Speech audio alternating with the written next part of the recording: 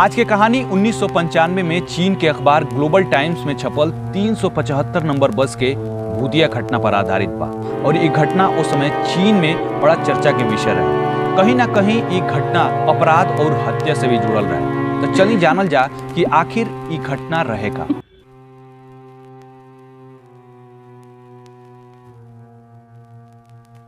ये कहानी 14 नवंबर 1995 के चीन के राजधानी बीजिंग में घटल। आधी रात के 375 नंबर के बस युआन मिंग युआन बस डिपो से यात्रियन के लेके निकलल। ई रात के आखिरी बस रहे और एकर लास्ट स्टॉप फ्रेग्रेंट हिल्स के शियांग शान बस डिपो रहे। बस में बस के ड्राइवर और महिला कंडक्टर के अलावा इक्का दुक्का यात्री बैठल रहना सन। वो रात खून के जमा दे वाला ठंडा पड़त रहे और साथ में तेज हवा भी चलत रहे। कुछ स्टॉप तक बस बिना यात्रियन के खाली ही अपनी आखिरी स्टॉप शियान शान की ओर बढ़े लागल। कुछ देर बस के चलला के बाद एगो स्टॉप पर बस ड्राइवर के कुछ यात्री बस के इंतजार करत दिखाई देना सन। ड्राइवर बस के स्टॉप के सामने रोक देहलस। बस के दरवाजा खुलल तो 4 गो यात्री बस में घुसना सन, जेमे एगो जवान जोड़ा, एगो बुजुर्ग महिला और एगो युवक रहे। जो युवा जोड़ा रहे वो बस में सबसे आगे ड्राइवर के पीछे वाला सीट पर जाके बैठ गई और बुजुर्ग महिला और युवक दूसरी तरफ दरवाजा की ओर बैठ गई न सन। उस सर्द रात में 375 नंबर के बस धुंध के चीरत और सड़क के सन्नाटा के तुरंत घरघराहट के आवाज के साथ आगे बढ़े लागल।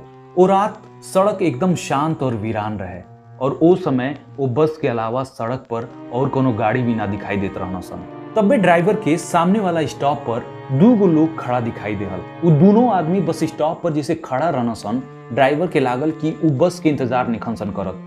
ऐसा ही कोनो और वजह से स्टॉप पर खड़ा बाना सन। ड्राइवर ये बात के अंदाजा लगा के बस के ना रोकते हुए ओकर स्पीड बढ़ा देहलस। पर महिला कंडक्टर ड्राइवर के ई कही के बस रोके के कहली कि आधी रात हो चुकल बा, मौसम भी बहुत ठंडा बा, अगर बस ना रुकबा तो ई दोनों आदमी यही जा फंस जाइन सन। और ध्यान रखो कि ई रूट के आखिरी बस है, एकरी बाद कोनो और बस भी ना मिली ये लोग के। महिला कंडक्टर ड्राइवर से कहली कि बस के रोक लो, अगर बैठे के हुई तो बैठ जाई लोग और ना बैठे के हुई तो हमनी के निकल चलल जाई। महिला कंडक्टर के दयालुता के वजह से ड्राइवर के बस रोके के पड़ल। जब बस स्टॉप पर रुकल तो ओइजा एगो तीसरा व्यक्ति भी दिखाई देलस। वो दोनों व्यक्ति तीसरका व्यक्ति के बाह के सहारा देके बस पे चढ़ावे लगना सन। तीसरका आदमी के जोना के दोनों आदमी सहारा देले रहना सन, ओकर शरीर एकदम झुक गल रहे। ऐसा लागत रहे कि वो आदमी बीमार बा। बस में बैठल यात्रियन के नजर जब तीनों आदमियन पर पड़ल तो वो ई देख के हैरान हो गई न सन कि तीनों आदमी चीन के पुराना जमाना के राजसी पोशाक पहनले बाना सन। और वो दोनों जो तीसरका आदमी के सहारा देले बाना सन, ओकर सिर नीचे लटकल बा और ओकर लंबा बाल ओकरी चेहरा की ओर गिरल बा, जिससे ओकर चेहरा ढका गेल बा। बस के अंदर जलत बल्ब के प्रकाश जब सहारा देवे वाला दोनों आदमियन के चेहरा पर पड़ल तब यात्री वो दोनों के चेहरा के देख के डरा गई न सन।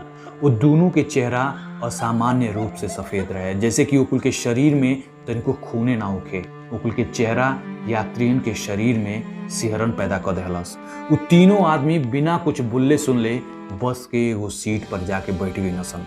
अब इतना रात में सुनसान सड़क पर चलत एक बस में बैठल ये 3 रहस्यमयी आदमियन के कारण बस में पहले ही से बैठल चारों यात्रियन के हालत खराब होके लागल।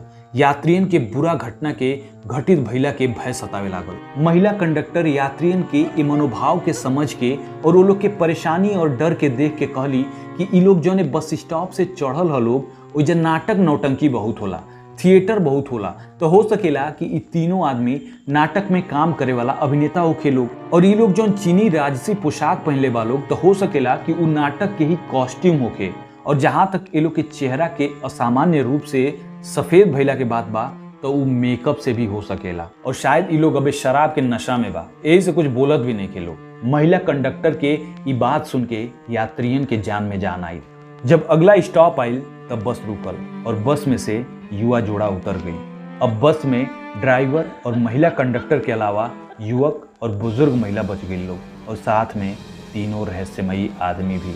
375 नंबर के बस वो युवा जोड़ा के उतार के फिर से शियांग शान यानी फ्रेग्रेंट हिल्स की ओर बढ़े लागल। बस में सन्नाटा पसरल रहे। तब भी अचानक बुजुर्ग महिला अपनी सीट से उठ के युवक के पास पहुंच गई और ओकर कॉलर पकड़ के उसे झगड़ा करे लगी। बुजुर्ग महिला वो युवक पर अपनी पर्स के चोरी कैला के आरोप लगावत रहली। युवक के अपनी सफाई में कहल रहे कि हम पर्स ले ही नहीं की, पर बुजुर्ग महिला युवक के कोनो भी सफाई सुनला से साफ मना कर देहली। बुजुर्ग महिला बस कंडक्टर से कहली कि हमरा के पूरा विश्वास बा कि ई युवक ही हमार पर्स चोरैले बा और अभी झूठ बोलता। महिला कंडक्टर के लाख समझैला पर भी विवाद बढ़ते गई।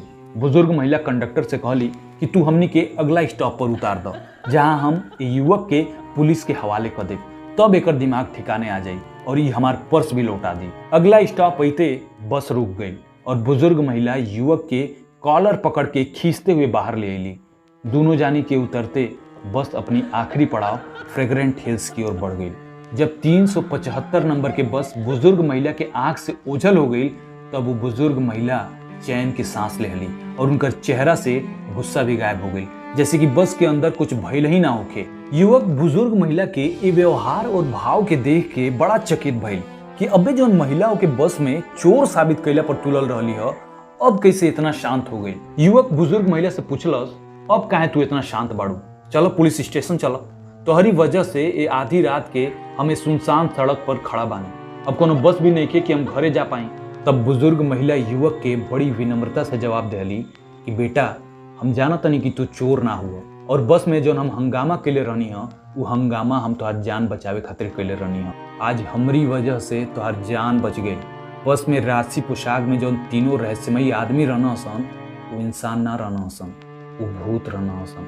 युवक बुजुर्ग महिला के ई बात सुन के झल्ला गई और कहलस कि तोहार दिमाग खराब हो गई बका। बुजुर्ग महिला कहली कि हम जानतनी कि तोहरा ये बात पर तनिको विश्वास ना हुई, पर सच माना, हम एकदम सच कहतनी और हमार दिमाग भी एकदम सही बा। बस में लगातार हमार नजर वही तीनों आदमी पर रहल। बस के खिड़की से जब हवा अंदर आयल तो हवा से वो तीनों के पोशाक ऊपर उठ गई और जब हम देखनी ना, उससे हमार शरीर थरथरा गई। हम साफ साफ देखनी, कई बार देखनी, वो तीनों के पैर गायब रहे, जबकि वो तो बस पर चढ़ के ही बैठना सन। बुजुर्ग महिला केहू तरह वो युवक के मना के अपनी साथे पुलिस स्टेशन लेके पहुंचली और पुलिस के सामने बस वाला घटना के विस्तार से और बारीकी से बतैली कि कैसे 3 गो अजीबो गरीब आदमी 375 नंबर के बस पर चढ़ना हसन, जो उनके ड्रेस भी बड़ा अजीब रहल और सबसे डरावना चीज कि वो तीनों के पैर ना रहल, वो इंसान ना भूत रहना हसन। पुलिस के बुजुर्ग महिला के ए बात पर रत्ती भर भी विश्वास ना भइल। पुलिस के लागल कि ई महिला पूरी तरह से पागल बिया। पुलिस युवक से भी पूछलस कि बस में का भइल रहल, तो युवक बतैना कि हाँ, वो तीनों रहस्यमयी तो रहना हसन, पर हम ई नहीं जानत कि वो इंसान रहना हसन या भूत रहना हसन। पुलिस बुजुर्ग महिला के ए बिना सिर पैर वाला बात पर यकीन ना कैलस और ऊपर कोनो एक्शन भी ना लेहलस। बस वो इतना कैलस कि वो महिला और युवक के घर के पता ले लेहलस। खैर, कैसे भी वो रात बीतल और सुबह भइल और इस सुबह शियांग शान बस डिपो खातिर बड़ा बुरा बीतल। 14 नवंबर 1995 के आधी रात में जो ने 375 नंबर के बस के युआन मिंग युआन से निकल के शियांग शान बस डिपो पहुंचे के रहे, वो बस शियांग शान तक पहुंचले ना रहे और साथ ही साथ बस के महिला कंडक्टर और ड्राइवर भी लापता रहना सन। पुलिस थाना में महिला कंडक्टर, बस ड्राइवर और बस के गायब भइला के रिपोर्ट लिखवावल गई। पूरा शहर में बस खोजाइल पर पुलिस के कहीं भी बस ना मिलल और ना ही बस कंडक्टर और ड्राइवर के ही कुछ पता चलल। उस समय सीसीटीवी कैमरा के इतना चलन ना रहे, पर पुलिस युआन मिंग युआन से शियांग शान तक जितना भी उपलब्ध सीसीटीवी कैमरा रहना सन, सबकर फुटेज खंगाल देहलस और पुलिस के ए फुटेज में जो देखे के मिलल वो हैरान करे वाला रहे। जो ने स्टॉप पर बुजुर्ग महिला और युवक उतरल रहे लोग, वो स्टॉप के बाद से बस कोनो भी सीसीटीवी कैमरा में कैद ना भइल रहे। पुलिस के माथा चकरा गई कि इतना बढ़न बस आखिर ऐसे ही कहाँ गायब हो गई। पुलिस 375 नंबर बस के रूट के सब थाना से संपर्क कैलस, जेमे पुलिस के ई पता चल गई कि 14 नवंबर के रात के शियांग शान डिपो से 4-5 स्टॉप पहले के थाना में एगो बुजुर्ग महिला और युवक 375 नंबर बस के बारे में कुछ अजीब तरह के रिपोर्ट लिखवावे आयल रहे लोग। पुलिस तुरंते एक्शन में आ गई। पुलिस महिला और युवक से संपर्क कैलस और वो लोग के थाना में बोलवा लेहलस। दोनों जाने थाना में आए लोग और अपनी बयान में वो रात के घटल घटना के पुलिस के सामने दोहरा देहलस लोग। जाहिर सी बात बा, पुलिस के भूत प्रेत वाला बात पर विश्वास ना भइल और पुलिस अपनी तरीका से लूटपाट और अपराध वाला एंगल से ये मामला के छानबीन करे लागल।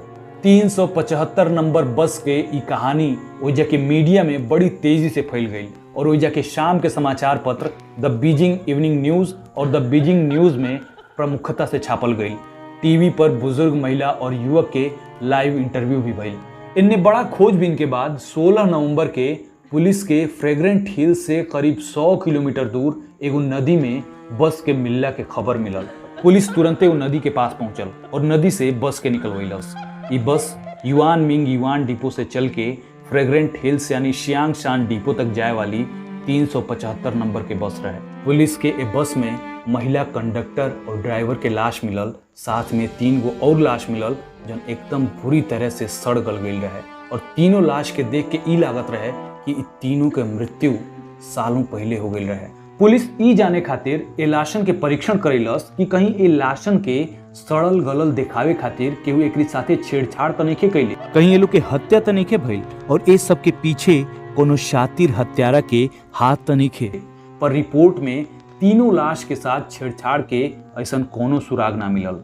शव के परीक्षण करे वाला टीम इहो बतैलस कि इतना ठंडा मौसम में शव इतना जल्दी ना सड़ सकेला, यहाँ तक कि गर्मी के मौसम में भी शव के ऐसा हालत ना हो पाई।